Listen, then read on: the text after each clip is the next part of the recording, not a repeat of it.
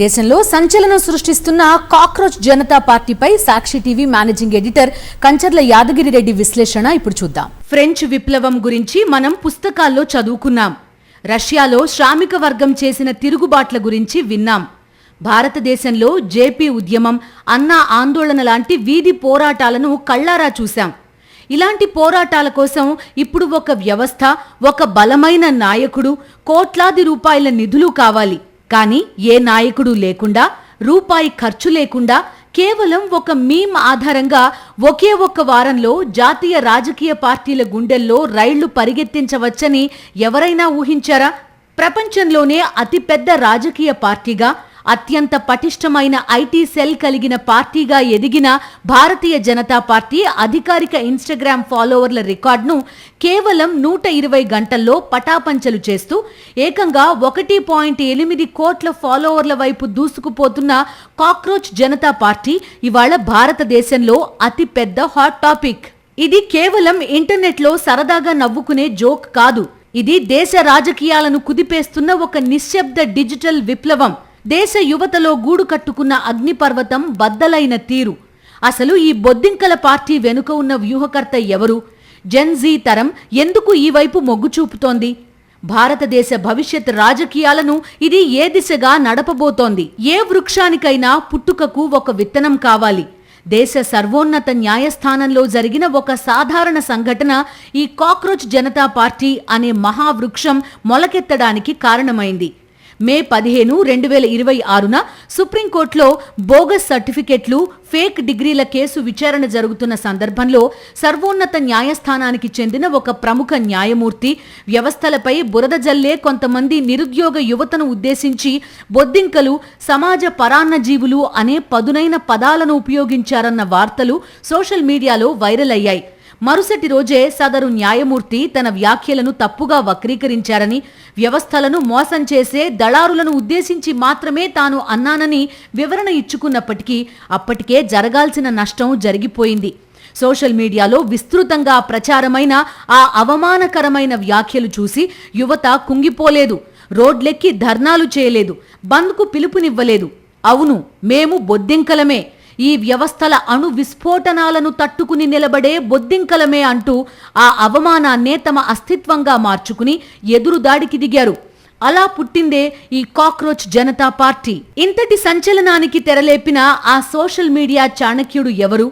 ఆయన పేరే అభిజిత్ దీప్కే. మహారాష్ట్రలోని శంభాజీనగర్కు చెందిన ఈ 30 ఏళ్ల యువకుడు ఏ రోడ్డు పక్కన ఉండే సాధారణ మీమర్ కాదు. అమెరికాలోని ప్రతిష్టాత్మక బాస్టన్ యూనివర్సిటీ నుంచి పబ్లిక్ రిలేషన్స్లో మాస్టర్స్ డిగ్రీ పూర్తి చేసిన మేధావి.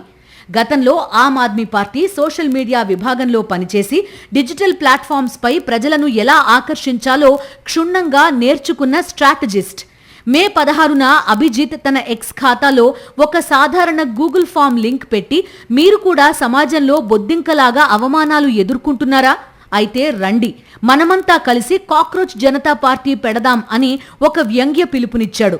ఆశ్చర్యం, కేవలం 24 గంటల్లో 1,00,000 మంది, 48 గంటల్లో 10 లక్షల మంది ఆ ఫామ్ని నింపేశారు.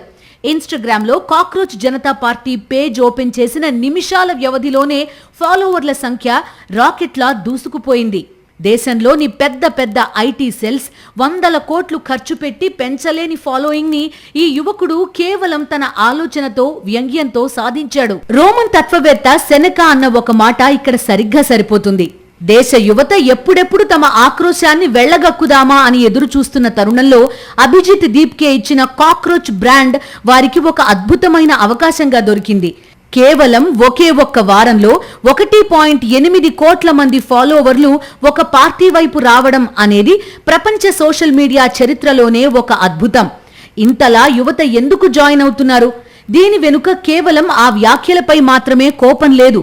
దీని వెనుక భారతీయ యువత ప్రతిరోజు అనుభవిస్తున్న 3 భయంకరమైన పీడకలలు, వ్యవస్థాగత వైఫల్యాలు దాగి ఉన్నాయి. భారతదేశంలో విద్యార్థుల భవిష్యత్తు పదే పదే రోడ్డున పడుతోంది. రాత్రింబగళ్లు కంటిమీద కునుకు లేకుండా తల్లిదండ్రులు తిని తినక కూడబెట్టిన సొమ్ముతో కోచింగ్ సెంటర్లలో మగ్గిపోతున్న విద్యార్థులకు పరీక్ష రాశాక తెలిసే నిజం ఏంటంటే పేపర్ లీక్ అయిందని. ఇటీవల దేశవ్యాప్తంగా సంచలనం సృష్టించిన నీట్ పరీక్ష అక్రమాలు, రిక్రూట్మెంట్ బోర్డుల నిరంతర వైఫల్యాలు యువతలో తీవ్రమైన అశాంతిని, వ్యవస్థలపై పూర్తి నమ్మకరాహిత్యాన్ని పెంచాయి. తాము ఎంత చదివినా ఉపయోగం లేదు, డబ్బున్న వారికే సీట్లు, ఉద్యోగాలు దక్కుతాయనే నిరాశలో ఉన్న యువతకు ఈ కాక్రోచ్ జనతా పార్టీ ఒక బలమైన వేదికగా నిలిచింది. దేశంలో డిగ్రీలు, పీజీలు పూర్తి చేసి చేతిలో ఉద్యోగం లేక సమాజంలో తలదించుకుని తిరుగుతున్న జెన్జీ యువత సంఖ్య రోజురోజుకి పెరిగిపోతోంది. ఈ యువతను సంప్రదాయ సమాజం ఏమని పిలుస్తోంది? ఫోన్లలో రీల్స్ చూసుకునే బద్ధకస్తులు, పనికిరాని వాళ్లు అని ముద్రిస్తోంది. అందుకే ఈ కాక్రోచ్ జనతా పార్టీ తన అఫీషియల్ బయోలో ఏమని రాసిందో తెలుసా? బద్ధకస్తులు, నిరుద్యోగుల అధికారిక గొంతుక అని.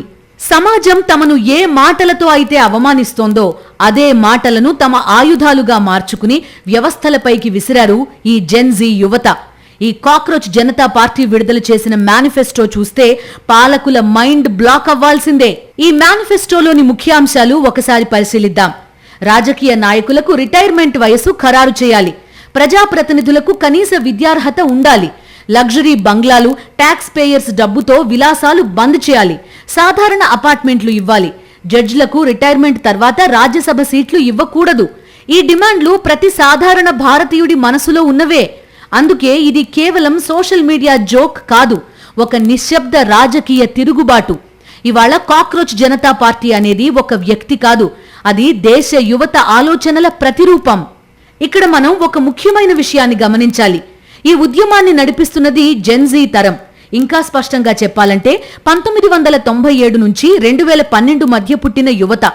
ఈ తరానికి పాతకాలపు రాజకీయ ఉపన్యాసాలు వినే ఓపిక లేదు.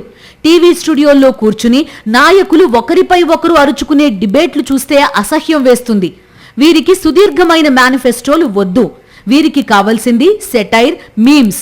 గతంలో రాజకీయ పార్టీలు ప్రజలను ఆకర్షించడానికి 100 కోట్లు ఖర్చు పెట్టి ర్యాలీలు తీసేవి, గోడ పత్రికలు వేసేవి, ఐటీ సెల్స్ ద్వారా ఫేక్ న్యూస్ ప్రచారం చేసేవి.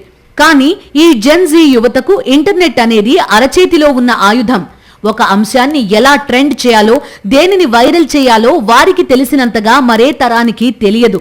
తమను అవమానించిన వ్యవస్థలను చూసి ఏడవడం కంటే ఆ వ్యవస్థలను చూసి హేళనగా నవ్వడం, ఆ నవ్వుతోనే పదునైన ప్రశ్నలు సంధించడం ఈ తరం నేర్చుకుంది.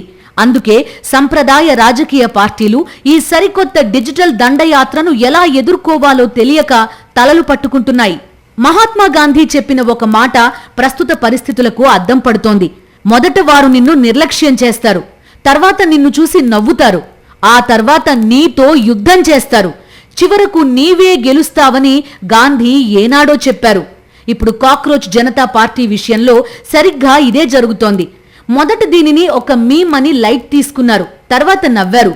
కానీ ఇప్పుడు 1.8 కోట్ల ఫాలోవర్లు దాటాక సంప్రదాయ పార్టీల గుండెల్లో వణుకు మొదలైంది. ఇప్పుడు దేశవ్యాప్తంగా మిగిలి ఉన్న అతిపెద్ద ప్రశ్న, ఈ కాక్రోచ్ జనతా పార్టీ కేవలం ఇన్స్టాగ్రామ్లోని లైక్లు, షేర్లకే పరిమితమా, లేక రాబోయే రోజుల్లో నిజమైన ఓట్ల రాజకీయాలను శాసిస్తుందా?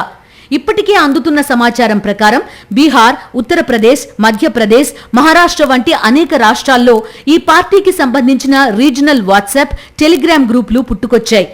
తృణమూల్ కాంగ్రెస్ కి చెందిన కొందరు యువ ఎంపీలు సైతం ఈ మూవ్మెంట్ ని సమర్థిస్తూ పోస్టులు పెట్టడం విశేషం. అయితే నాణానికి రెండో వైపు కూడా మనం చూడాలి. డిజిటల్ ప్రపంచంలో వచ్చే లైక్లు, ఫాలోవర్లు ఎప్పుడూ 100% ఓట్లుగా మారవు. గతంలో కూడా ఆన్లైన్లో ఎన్నో ట్రెండ్స్ వచ్చాయి, కాలగర్భంలో కలిసిపోయాయి. నిజమైన ఎన్నికల రాజకీయం అనేది క్షేత్రస్థాయిలో ఉండే కుల, మత, ఆర్థిక సమీకరణాలపై ఆధారపడి ఉంటుంది. కాబట్టి కాక్రోచ్ జనతా పార్టీ అనేది ఒక పూర్తి స్థాయి రాజకీయ పార్టీగా మారి దేశాన్ని ఏలుతుందని అనుకోవడం అత్యాశ అవుతుంది. కానీ ఇది ఒక గట్టి హెచ్చరిక. సంప్రదాయ పార్టీలు ఇప్పటికైనా తమ పంథా మార్చుకోకపోతే, యువత సమస్యలను గాలి కొదిలేస్తే సోషల్ మీడియా ద్వారా ఎలాంటి ప్రత్యామ్నాయ శక్తులు పుట్టుకొస్తాయో చూపించడానికి ఇదొక సజీవ సాక్ష్యం. తెలుగు జాతి గర్వించదగ్గ మహాకవి శ్రీశ్రీ అన్నట్టు, నేనొక దుర్గం, నేనొక సంవర్తం, నేనొక తిరుగుబాటు, నా గొంతుకలో రగిలే ఆక్రోశం రేపటి నవయుగానికి బాట. ఇవాళ భారత యువత గొంతుకలో రగులుతున్న ఆక్రోశమే ఈ కాక్రోచ్ జనతా పార్టీ. చివరిగా చెప్పేది ఒక్కటే, ఏ యువతనైతే బొద్దింకలు అని ఈసడించుకున్నారో అవే బొద్దింకలు ఇవాళ డిజిటల్ ప్రపంచంలో సామ్రాజ్యాలు ఏలుతున్న పాలకుల సింహాసనాల పునాదులను కదిలిస్తున్నాయి. బొద్దింకల శాస్త్రీయ ప్రత్యేకత ఏంటో తెలుసా?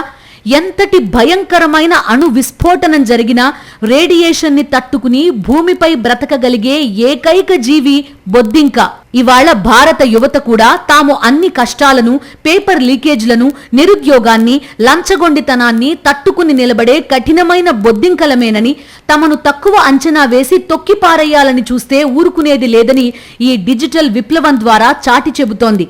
ఇది కేవలం ఒక మీమ్ పేజ్ విజయమో లేదా అభిజిత్ దీప్కే అనే వ్యక్తి చాణక్యమో కాదు.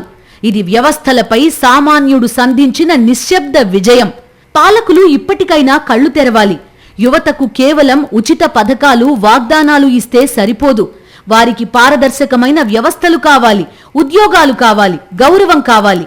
అది ఇవ్వనంత కాలం ఇలాంటి వేలాది కాక్రోచ్ జనతా పార్టీలు పుడుతూనే ఉంటాయి, పాలకులను ప్రశ్నిస్తూనే ఉంటాయి.